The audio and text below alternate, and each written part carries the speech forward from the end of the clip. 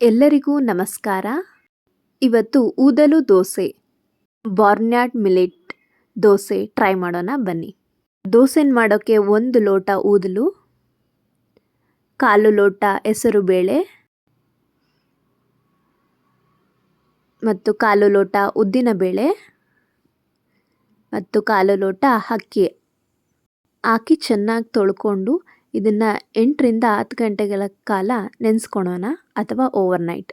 ಇದ್ರ ಜೊತೆಗೆ ನಾನು 5 ಬೇಡಿಗೆ ಮೆಣಸಿನ್ಕಾಯಿ ಕೂಡ ನೆನೆಸ್ಕೊತಾ ಇದ್ದೀನಿ. 8 ಗಂಟೆ ಆದ ಬಳಿಕ ಇದನ್ನು ಉಪ್ಪು ಹಾಕ್ಕೊಂಡು ರುಬ್ಕೊಂಡಿದ್ದೀನಿ.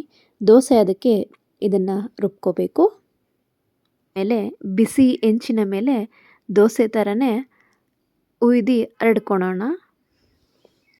ದೋಸೆ ಹಾಕ್ಬೇಕಾದ್ರೆ ಹೆಂಚು ಹೈ ಫ್ಲೇಮಲ್ಲಿರಲಿ, ಆನಂತರ ಲೋ ಫ್ಲೇಮ್ ಮಾಡ್ಕೊಳ್ಳೋಣ. ಇದನ್ನು ಪ್ಲೇಟ್ ಮುಚ್ಚಿ ಒಂದು ಸ್ವಲ್ಪ ಹೊತ್ತು ಬೇಯಿಸ್ಕೋಬೇಕು.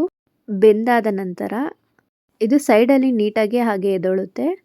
ಅದನ್ನು ನಾವು ನೀಟಾಗಿ ಎತ್ಕೋಬೋದು, ಏನಷ್ಟು ಅಂಟಿರಲ್ಲ.